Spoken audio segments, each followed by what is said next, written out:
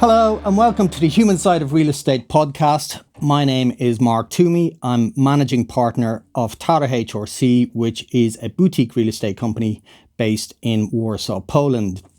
My guest this week is Michał Białas, who is co-CEO of logistics developer 7R in Poland. Michał, thank you so much for coming in. Great to see you, man. Hi, how are you doing? Mark. And thank you for inviting me. Great.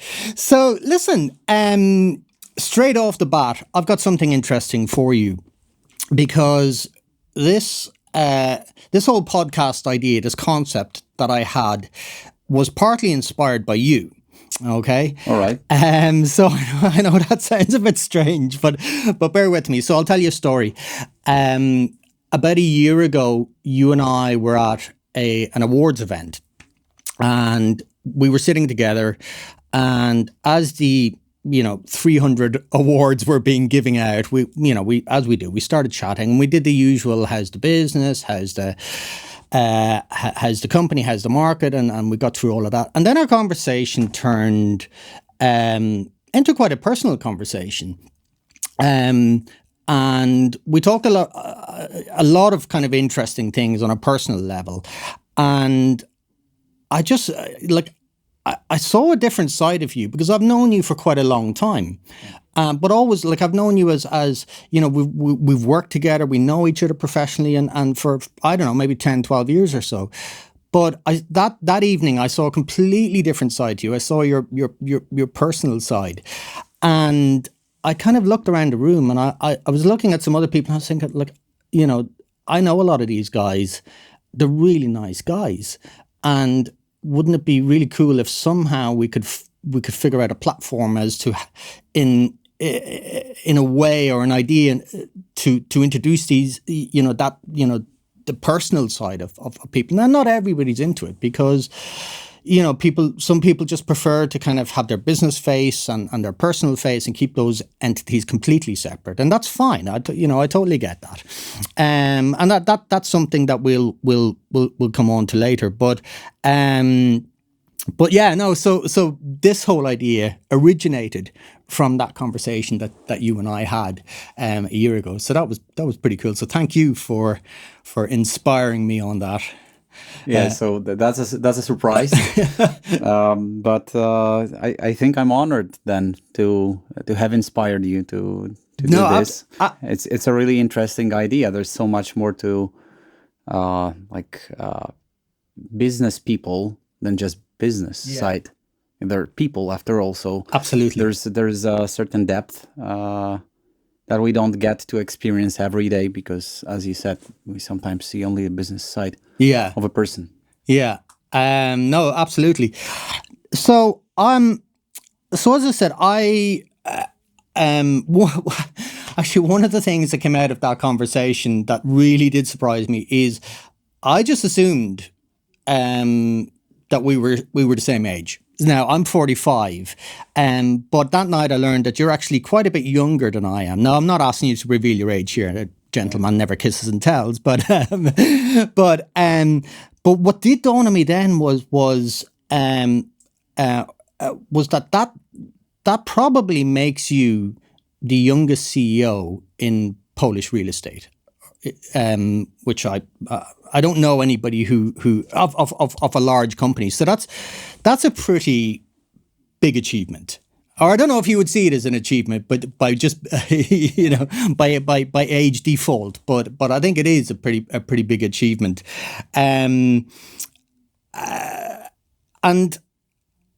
one of the things when I met you a couple of years ago, one of the things that was very noticeable about you was your drive and your ambition, and not in a flamboyant way or an egotistical way, in a very kind of quiet, clear manner. You knew what you wanted to do, or you knew the path that you wanted to take, and I think for somebody of that age to have such clarity about their future, about their career, I think that was quite surprising, and that was one of the other things. But what I wanted to ask now, I don't know if you're able to put a pin in this or pinpoint this, but was there a time in your life when you first noticed that you had that drive within you to succeed at whatever you're doing, or? I guess I was always like that.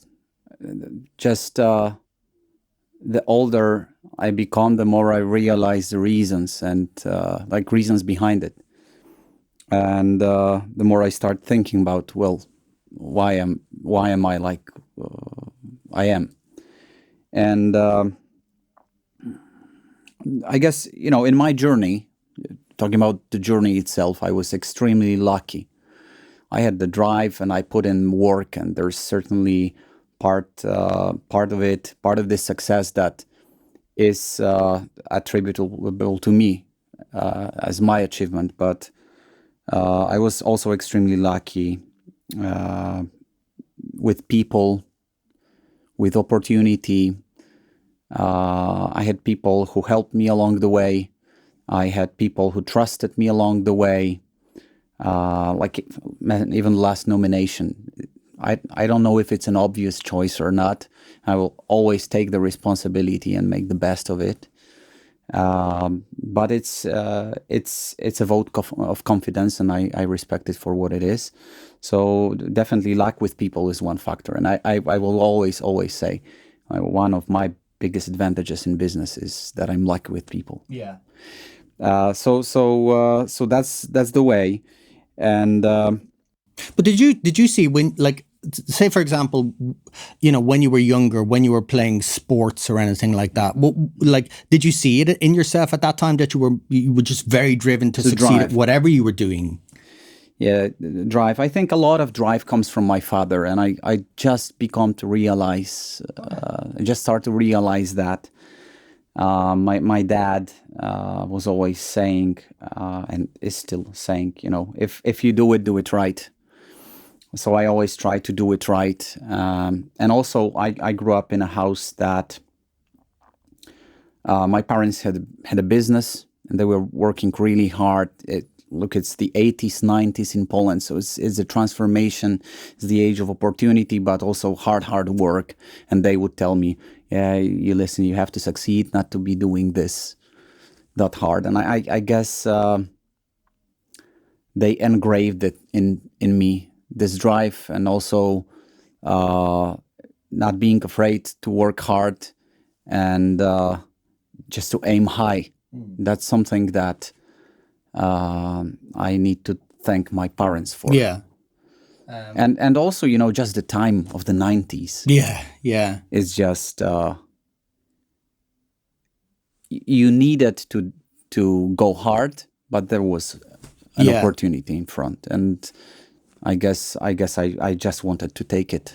And I guess when we look at Poland in the 90s, it's you know, the doors were opened, you know, after communism, and then the doors were opened, and you know, I guess most people who were ambitious, who had a drive, like your parents, who had a business, you know, their idea was, okay, well, the shackles are off now, we can go for it, nobody's stopping us, you know, and that mentality was obviously passed down to kids, and it's you know, it's quite interesting because a lot of kids will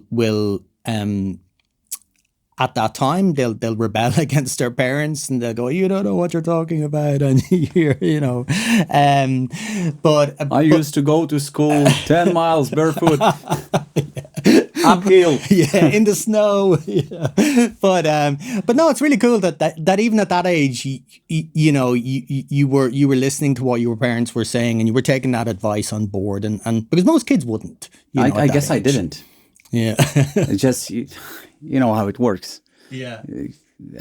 If you repeat something enough times, it gets engraved in you. Yeah. And like I told you at the beginning, you know, I never realized that was the reason, but I started to realize that now. So, and you said you were lucky with people. Yeah. So what do you mean by that? I meet people along my way who help me. Right. And you know, there's also, like, why does that happen? I think I'm generally open to people. I read a book once that changed the way I see things. The book is called "You Should Never Eat Alone." Okay, interesting. Have you heard about that book? No, I haven't. It's about a guy. Who's the author of that? Can you remember? I don't remember. Okay, I'll look it up later. Yeah. Orange cover. Very interesting book, and it is about relationships and about helping each other, and also about asking for help. But it's basically a story like Zero to Hero story, about a guy who started out as a caddy on a golf field, and I think he was one of the youngest managing directors of Deloitte in America. And the book tells a story about him and his journey and how people helped him, but he also shares his advice. He says, well, it's also because, I always looked out for people. I always tried to give back. I always tried to do favors. I always tried to connect people so that they can create an opportunity between themselves. Yeah. So it sounds a little bit like that movie that Will Smith was in. You remember that one? He was it was kind of a rags to riches story, and he got a lot of help along the way. And it's interesting when you say, look, until recently, I've kind of changed my view on luck, because for a long time I thought, well, I didn't really believe in luck, and I thought that, okay, well, you're making choices, you're making decisions along the way, and they are influencing your circumstances and your outcomes. And I think there's a saying that's the more successful you are, the luckier you are, and it's a bit kind of tongue in cheek to say, well, okay, you've worked hard in this, and people might say, oh, he's very lucky, and he but the fact is you work hard. But I think I have changed my view on luck a little bit, because we're just lucky to be here. We're lucky to have this opportunity. Both of us, we grew up in Europe. We had great parents. We came from middle class families. So we were born lucky to start with. And then we just took it and we continued it from there, and we developed it from there. So that's why my view about luck has kind of changed slightly, because the fact is we are lucky just to be here in this situation that we find ourselves in.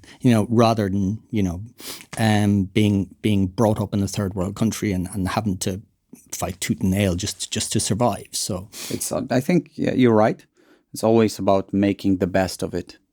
You can be lucky as hell, but if you don't want to do anything about it, like if you don't want to take the opportunity that you have, the luck is not going to materialize in a way. And luck it's going to be different it's going to be different opportunities for different people. But these opportunities to change maybe the way we live, I firmly believe that they will appear along the way. Yeah. For everyone. Yeah, no, absolutely. I wanted to talk about something when we met up a couple of weeks ago, and we had a chat, and I'm always kind of curious about people's kind of continuous development, academically but you went back to school to IMD, which is the Institute for Management Development in Switzerland, and so that was 2002, was it? That was 2022. 22, sorry, 2000. Yeah. Okay, I lost 20 years there. So part of my brain still thinks we're living in 2010. 2022. Yeah. But the course you did, and I thought that, because we had quite an interesting conversation about this, and this is, and I kind of like to talk about this again, because the course you did was mobilizing people. Yes. And you told me that part of the teaching of that course was learning to be okay with showing emotion, showing vulnerability, in the workplace, and that was a surprise to me, because I didn't realize this was something that they were teaching on management courses. And it was a surprise for me as well. I guess I didn't know that when I enrolled. the intention was just to strengthen my managerial skill set before joining 7R. I knew I was joining, so I wanted to work on my skill set, and I wanted to work on the way I lead people and teams, because I was taking over a much more significant team in terms of headcount, and also a team that I did not create from the beginning, but the team that was there, and it was senior, experienced people that knew their business. Yeah. So I felt it was a good time, good opportunity to work on myself, and I enrolled, and then obviously the course was about leading, but a huge part of that course was, like you said, it was something that they call the power of vulnerability. That if you, as a leader, are okay to be vulnerable, you also become much more resilient through that. Okay. So how does that work?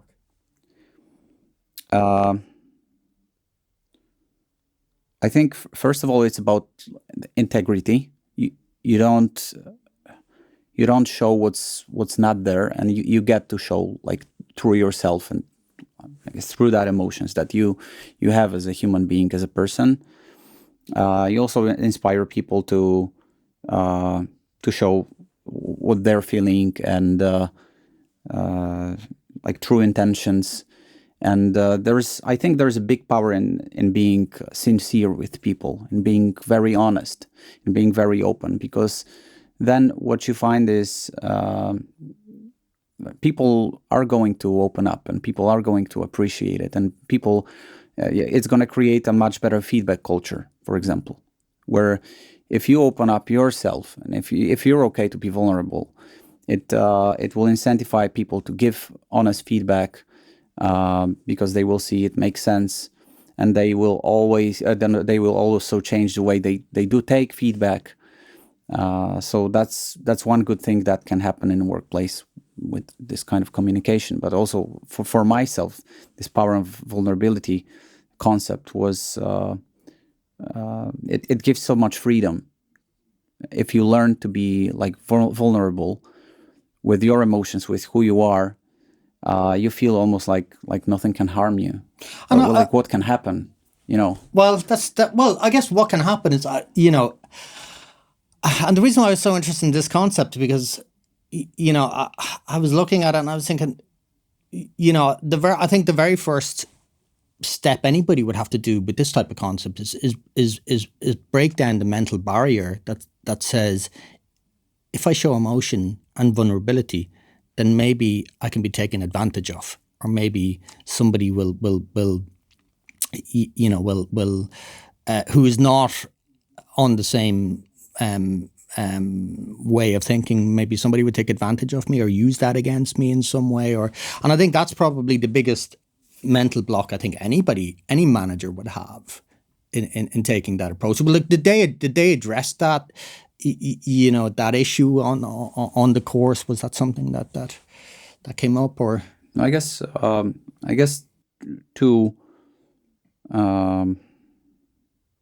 I guess if you're afraid of that, you still haven't embraced this, like, because then, okay, people will take advantage of me. How exactly?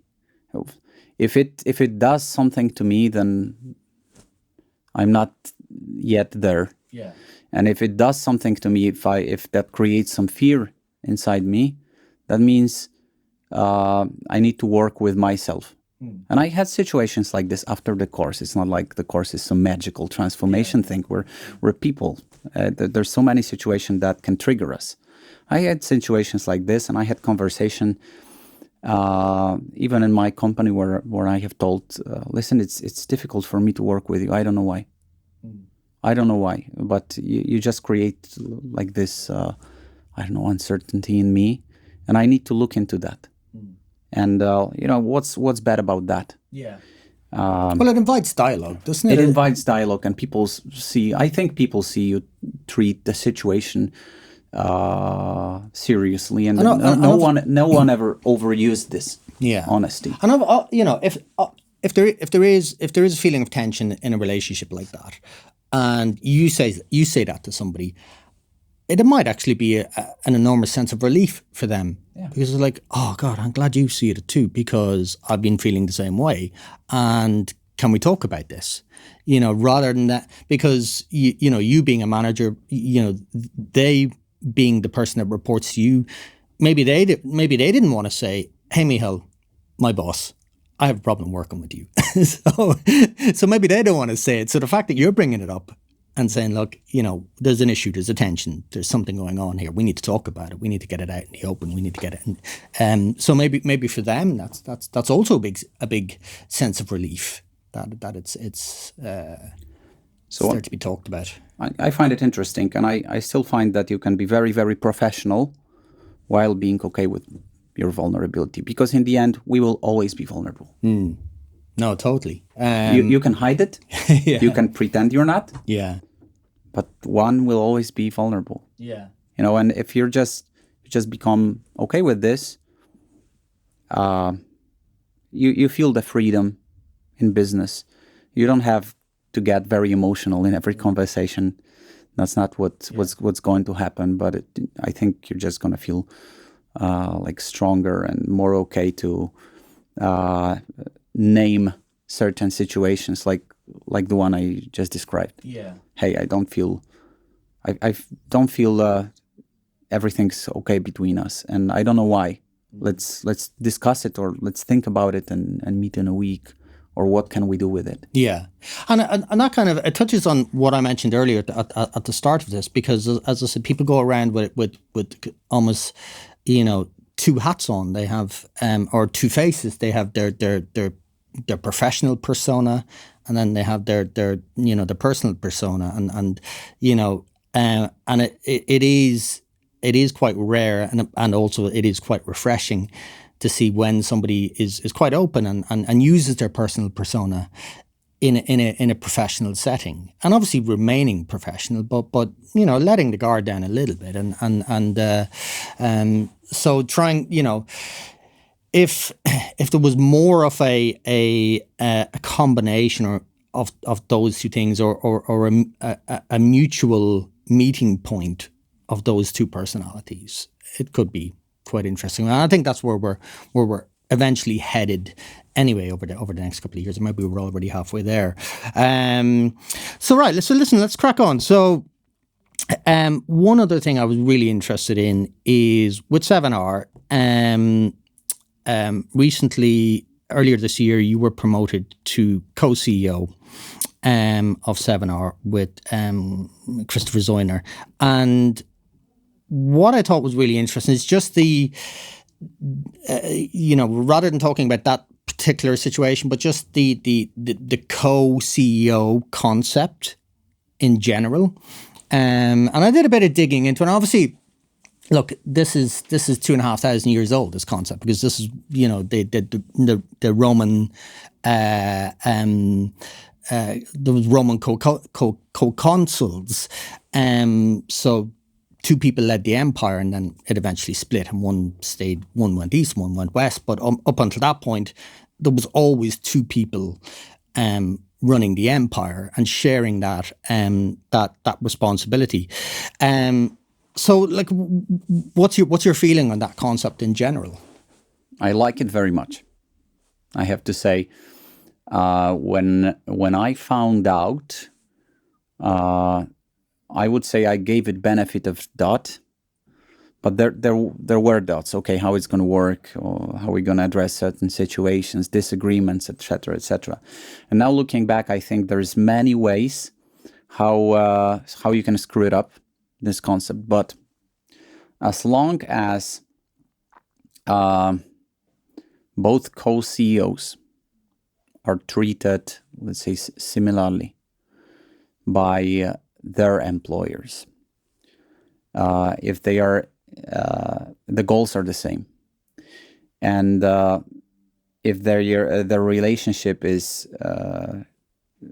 based on trust, that we go towards the same goal, that our intentions are good, and that we are here to support each other, then somehow those disagreements become much less relevant, and you just find ways around it. Now, me and Chris, we took over like different teams, different parts of the company. But we said, we always take responsibility for the whole as well. We just differ in how we focus on our respective parts. Yeah. But the responsibility, obviously, at the end of the day, is for the company meeting its financial targets, quality targets, etc.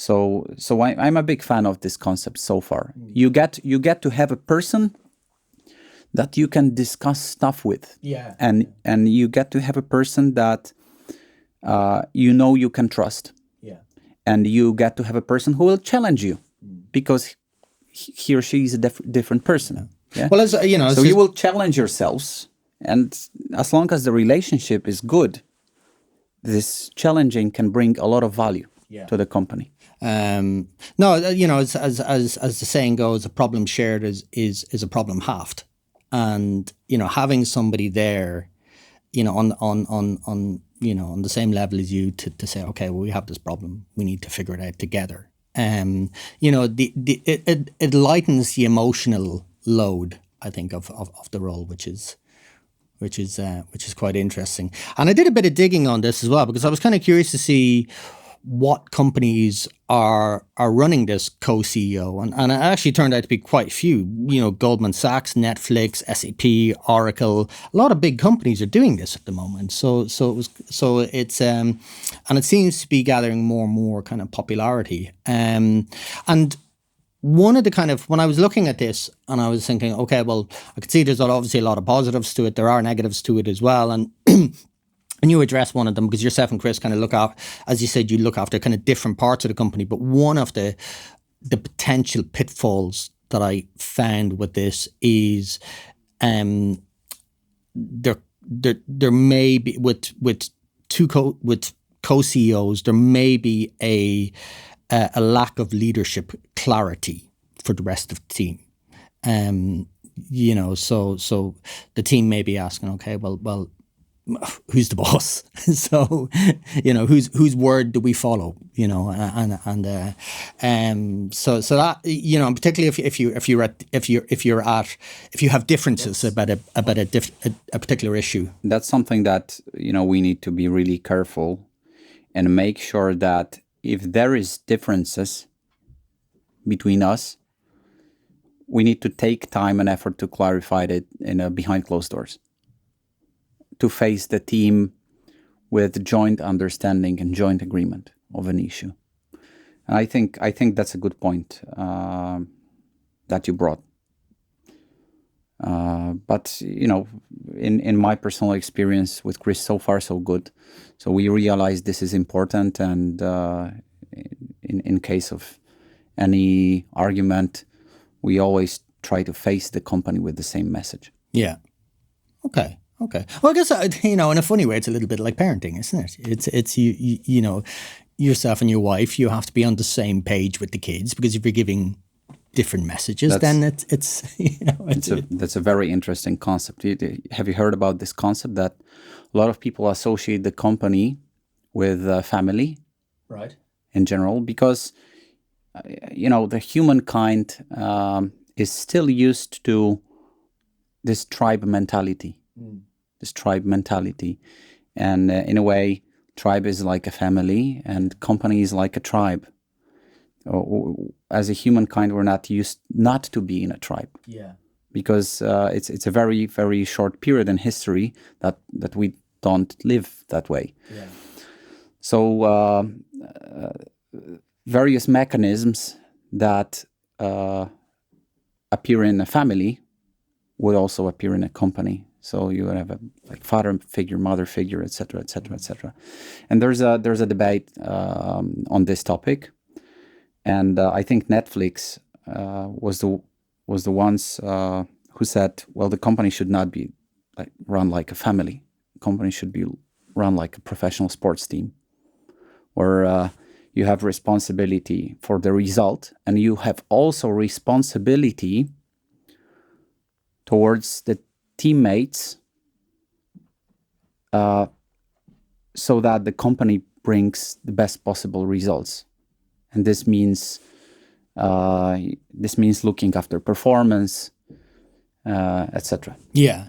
Constant strengthening of the company. Yeah. Challenging. Yeah, it's no, definitely an interesting. I read a book. I read an interesting book a couple of years ago by Sebastian Junger. It was called Tribe, and it didn't go into the family side of things, but it was tribalism and kind of where we're at today, and polarization and all that. So quite an interesting one. Let's lighten the mood a little bit. Again, something that we both are extremely passionate about is music. And again, from that personal conversation I had with you back a year ago, you told me that you're a guitarist, you've played in bands, music is a big part of your life. Tell me a little bit about that. That is true. I used to play a lot. I still try to play. I still try to write music. I still try to maintain an active band with my bandmates and do record something, once a year. So that brings me a lot of joy, and that's the source of calmness and grounding I get in life. Music is a big love and big passion for me, and it's also a way to express myself, find expression that I can't find with words. Yeah, let's say. So I always escaped with my emotions to music. Nowadays I don't escape with my emotions so much, but I just find this meditation, just being in the moment with the guitar. So yeah, it's a big part of my life. Yeah, it's a big part of my life, and I try to spend as much time as I can with the guitar or in a recording studio. I collect guitars. I work on instrument myself. So I like to set up instruments myself and see, how it works, what changes. So I'm really, really into it. Yeah. And as I said, we share that because I think I played music I still play music. I play bass guitar, but when I was younger, in my teenage years, I think the fact that being in bands with other teenage friends at that time, like I grew up in a small town in Ireland, where most of the people my age, their idea of fun was getting into trouble, and I think the fact that whenever we finished school and on the weekends, all we did was play and practice and so that kind of kept me out of not all trouble, but kept me out of most trouble. So that was really a really, really big part of my life, and I think music as well has just been like I just love it. I just love finding new music, new sounds. I still remember, like the very first time I heard a guitar song that I must have been like 8 or 9 or something, and when I heard Dire Straits' Romeo and Juliet, right. And I was just thinking, and I still remember it to this day. I was like, "What is that? What is that?" I was completely blown away by it, obsessed Mark by it. Knopfler, man. So, and that was released. I think that was the early 80s. That was released, and so I must have heard it. I don't know, 88, 89, and it was that kind of set me off on. I need to know more about this. All these great sounds that you're hearing. So, so it's great, and we're recording this in a recording studio here in Warsaw. Shout out to Mikołaj Ponsiliusz. Mikołaj Ponsiliusz from Vermex Studios. And it's a great little place he has here, and it's a professional recording studio. He's got lots of guitars on the wall, and Mikołaj here Michal here is definitely had a good look around before we started here today. But the other your other passion, you told me was surfing as well. There's not a lot of surf around Poland, so how did you get into that? Surfing is strange. I have a big love for sports in general, and I like being active, and I like working like with my body. But surfing has a special place in my heart. It's definitely not the sport I'm best at. It's been a journey, and I think I started in 2009. So one might think I'm a pretty good surfer, but I just figured out how to turn left and right and ride an unbroken wave. So it's a pretty long journey. But hey, if you can be once a year for a week or twice a year for 2 weeks in total, you only can learn that much. But this journey for me is pretty special because it's about something else. I started this journey in 2009 when I had this kid mentality that, I wanted to fight for my waves, and I want to fight with the ocean, and I wanted to fight with my body through being tired, through pain. I screwed up my shoulders surfing. Okay, I would take painkillers and swim more, like so demanding on myself. And then slowly, I started to realize my relationship with the waves and with surfing started to change. It's like, okay, this is not right. There's so much pleasure in this environment and this setting and the ocean when I'm not focused on like fighting, when I'm not focused on the struggle, but I just embrace it for what it is. Yeah. And then you start, it opens the whole new realm of possibilities, how to perceive it, how to feel it. But there's a lot of big life lessons in there as well. Yeah. It's if you play with what you have, and you make the best out of it. Yeah. That's the first one.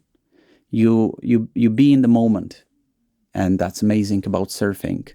And sometimes you would have a great day and catch 20 waves. Sometimes you would catch one, and that's still okay. And that's still amazing. You need to be in tune with yourself. You need to be good to yourself. And I learned those things, and it's been amazing, huge life lessons for me. And surfing, in some weird way, has been a part of this journey. So it's special for me. Yeah, I still love it. I've never, even though I'm from an island and we do get big waves, I've never done it. So I must add that to my bucket list. One of the other guys who was on this podcast a couple of weeks ago, he had a great suggestion, and he said, look, when we talk about bucket lists, he said, try and make it your goal each year to kind of pick one item out of the bucket list and do it that year, so it's and then you start to reduce it. So maybe that's something that we'll do. But no, I like that idea. I like the idea of we spend so much of our early years trying to fight against the current of life and trying to force our life into a certain direction, force our personalities or down a certain direction, and it inevitably fails because it just you can't do it. You've just got to go with the current, and you can make small adjustments along the way, but you're not in control here. That's the thing. You're not in control. You can influence things, but ultimately you're not in control. And I think that's you've just got to let it be. So listen, we've done a lot today. And as I said, we could go on and on and on. But I'm obviously conscious of people needing to get on with their own lives. So this has been brilliant. Thanks a million. It's been absolutely fantastic. Thank you very much. It's been a great conversation, and I guess what you've created here is a very special vibe. I hope so. So comfortable here. I think we could go on for 2 hours. Yeah, no, absolutely, and I hope. I've done a few of these already. Everybody who's come in has it's been really enjoyable and really just relaxed and casual, and I think it's I'm not reinventing the wheel here in any way, but I enjoy it, and I think that's that's the main thing, and again, for me, this is just another one of those things where you decide to do something, to challenge yourself, to see where it takes you. Who knows? I don't know. I may stop here. I may do more. I don't know. I'm just going to go with the flow of it all and see how it is. And if, so long as I'm enjoying it, so long as people are enjoying it, then there's a possibility we can do more. So listen, brilliant. Thank you very much. Amazing. Thank you, Mark. See you soon. Thank you.